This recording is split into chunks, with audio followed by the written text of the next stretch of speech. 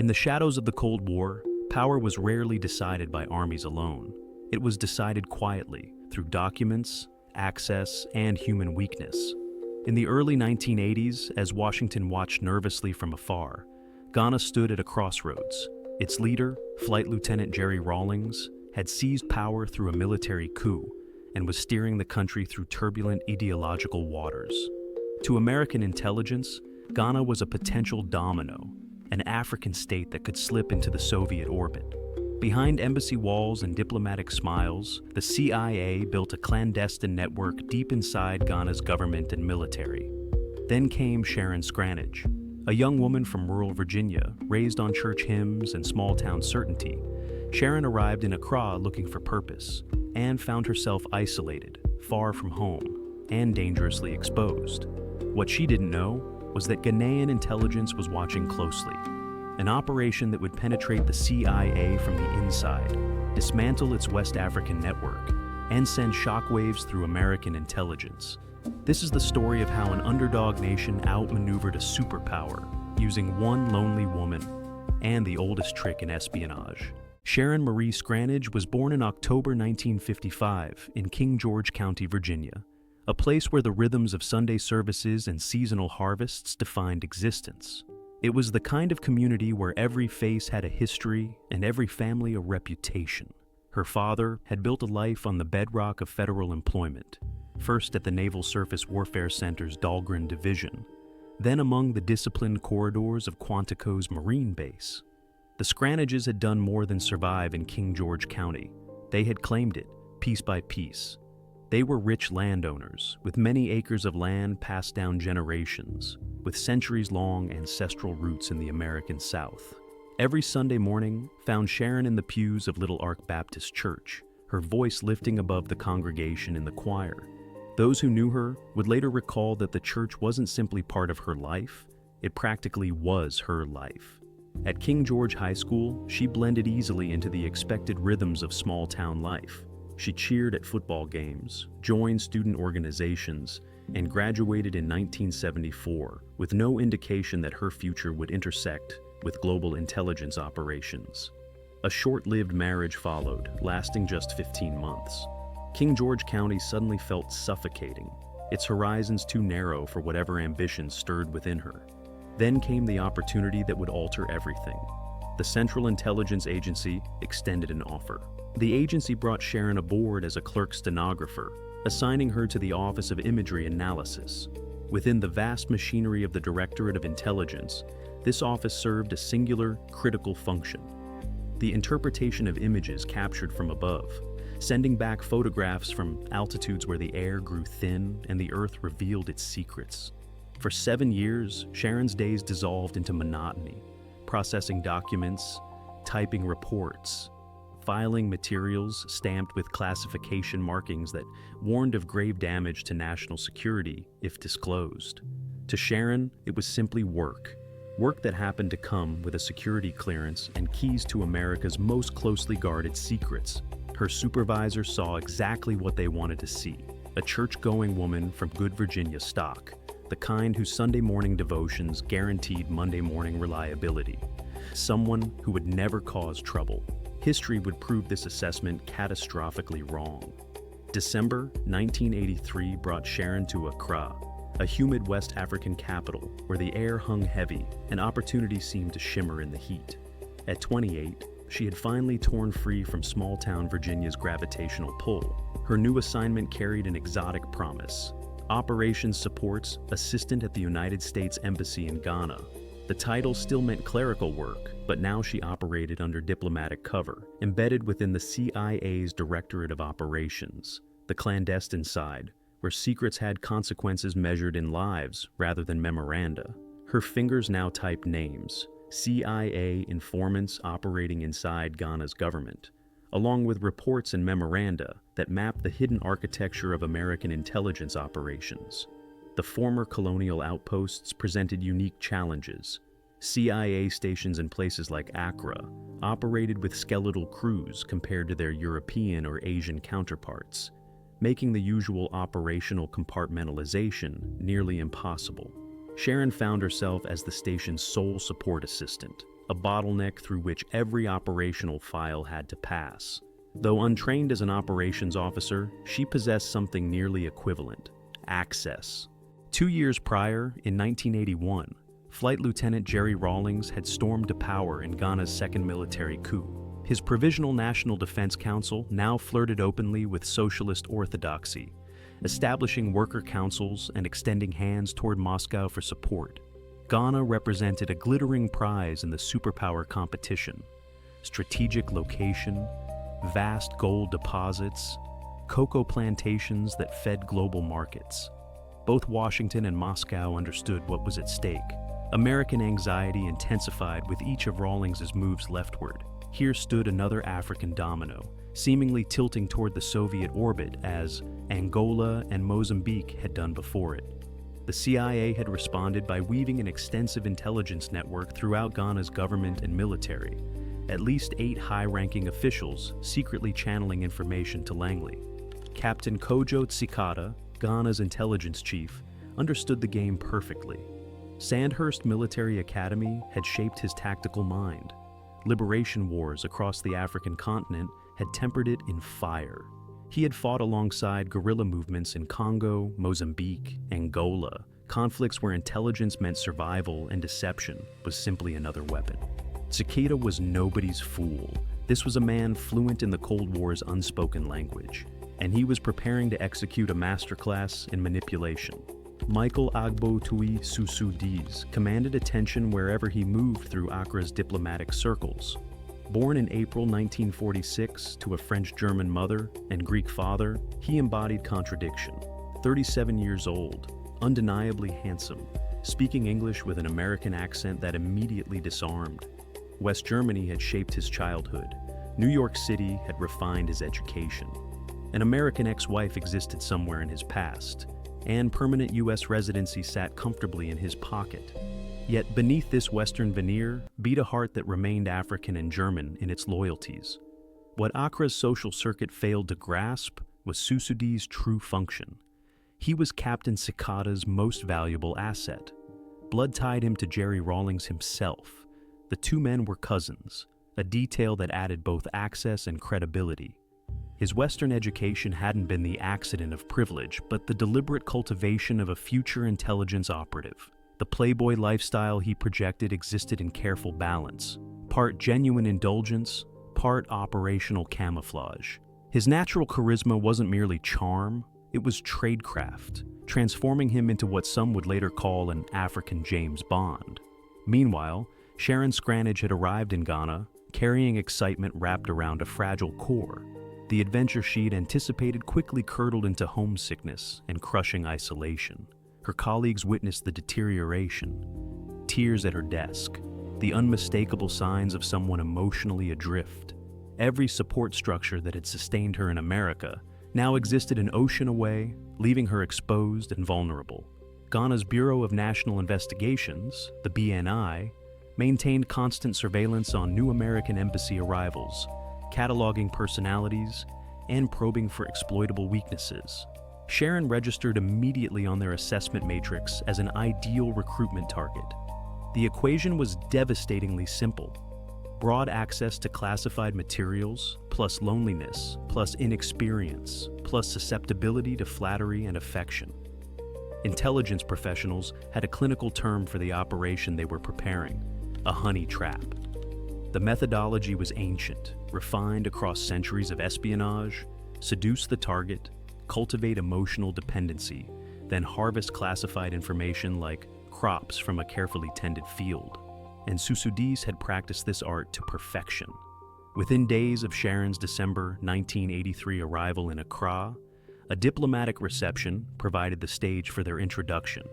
The Baptist choir girl from rural Virginia found herself completely overwhelmed by this sophisticated citizen of the world. He embodied everything King George County had never offered: class, education, cosmopolitan excitement. While Sharon tumbled helplessly into love, Michael was executing his assignment. The affair unfolded according to a familiar script: dinner dates, long walks where the Atlantic crashed against Accra's beaches, the small intimacies that build trust. For Sharon, these moments represented the romance she'd imagined since high school, finally materialized. For Soussoudis, they were merely the opening moves in a meticulously orchestrated intelligence operation. By November 1983, the relationship had deepened, at least in Sharon's perception. She withdrew increasingly from her CIA station colleagues, her hours consumed by time spent with Michael. During a dinner party she hosted at her home, an undercover American security officer noticed something that should have triggered immediate alarm: a photograph displayed prominently on Sharon's vanity mirror. The officer recognized the man instantly. The image itself was intimate, Soussoudis shirtless in bed, gazing directly into the camera lens. As Sharon's emotional attachment intensified, her professional discretion disintegrated. She began meeting Michael openly in public settings, despite knowing he maintained connections to Ghanaian intelligence. Such meetings couldn't remain invisible for long. That same November, Ghanaian officials filed a complaint with the U.S. Embassy. Someone matching Sharon's description had been conducting clandestine meetings with Ghanaian citizens. Sharon was summoned for a discussion, but what followed defied standard protocols. The CIA station chief in Accra merely advised caution, suggesting she consider gradually ending the relationship rather than ordering its immediate termination. Sharon disregarded even these tepid warnings entirely. The relationship only intensified, her emotional dependence on Michael's affection growing absolute. As months accumulated, Soussoudis tightened his psychological grip, gradually applying pressure for Sharon to share information about her work. Whether Sharon initially resisted remains unknown, lost to history's gaps. What became clear was that she eventually rationalized each disclosure, not as betrayal, but as evidence of love and trust. The logic of the compromised asset, sharing secrets, proved devotion. Over the following 18 months, Sharon delivered a devastating inventory of classified material, the names and identities of every CIA informant in Ghana she could access, details of operational plans and future activities, information about CIA communications equipment and technical capabilities.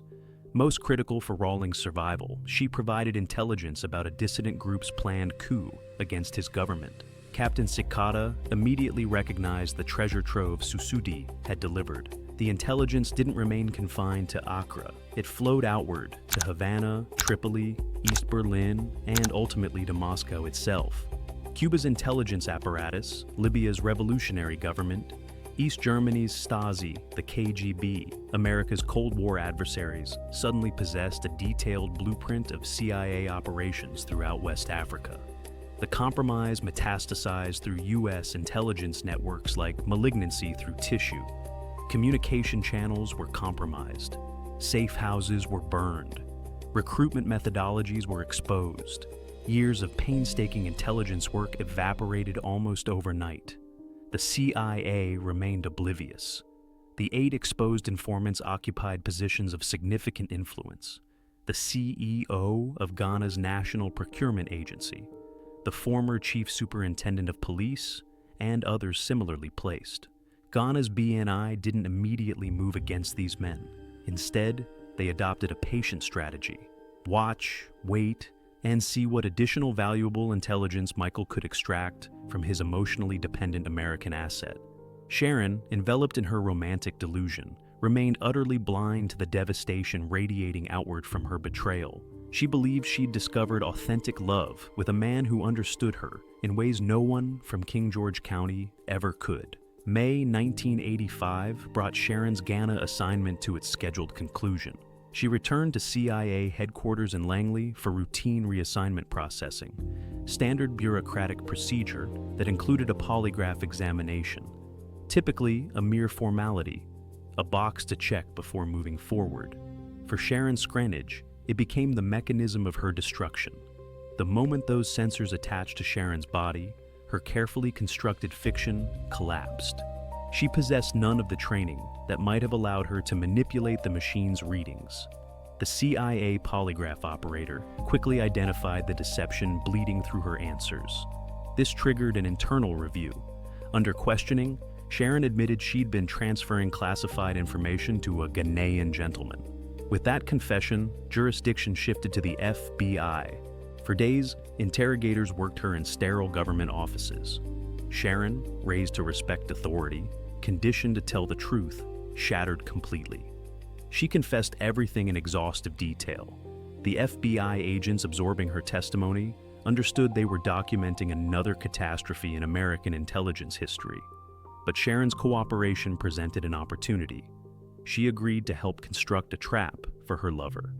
July 10, 1985. Sharon Scranage sat in a Springfield Holiday Inn room, nerves crackling beneath her skin. FBI agents occupied positions throughout the building, watching, waiting, invisible.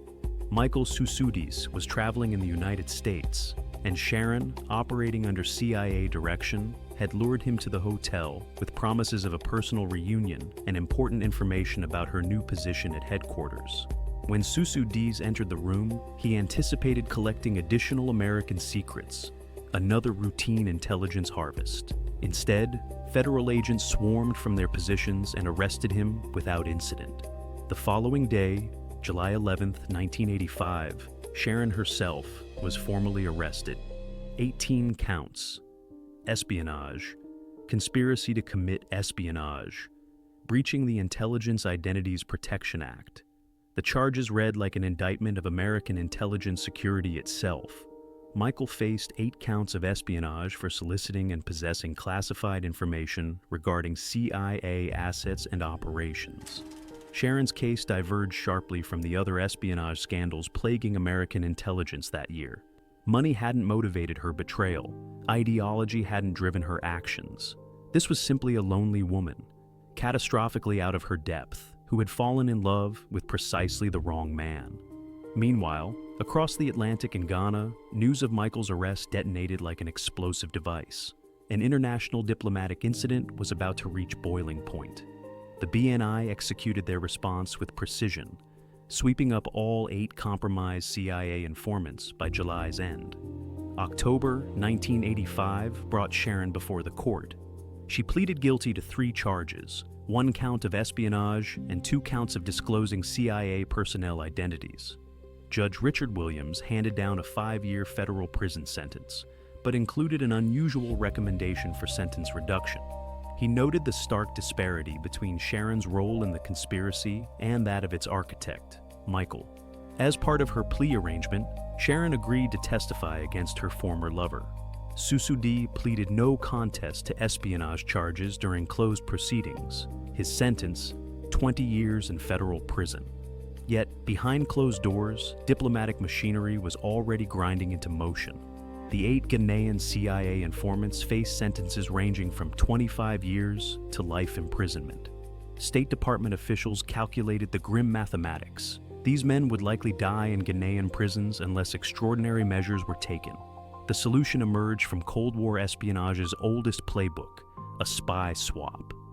The United States offered Soussoudis in exchange for the 8 Ghanaian informants.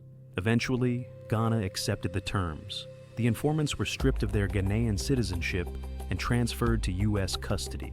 Soussoudis' sentence was immediately reduced to time served, with one inflexible condition: immediate departure from the United States. He complied without hesitation. December 3, 1985. Michael Soussoudis descended from an aircraft in Accra to a hero's reception. Thousands of Ghanaians roared their approval for the man who had outmaneuvered the CIA. He was celebrated as a triumphant spy, transformed into a symbol of African capability, a David versus Goliath narrative where Ghanaian intelligence had defeated Western interference. Soussoudis later transitioned into politics, co-founding the Eagle Party within Rawlings' National Democratic Congress in 1992. His seduction of an American CIA employee was enshrined as a masterpiece of intelligence warfare. For Captain Kojo Tsikata, the operation represented an unqualified victory.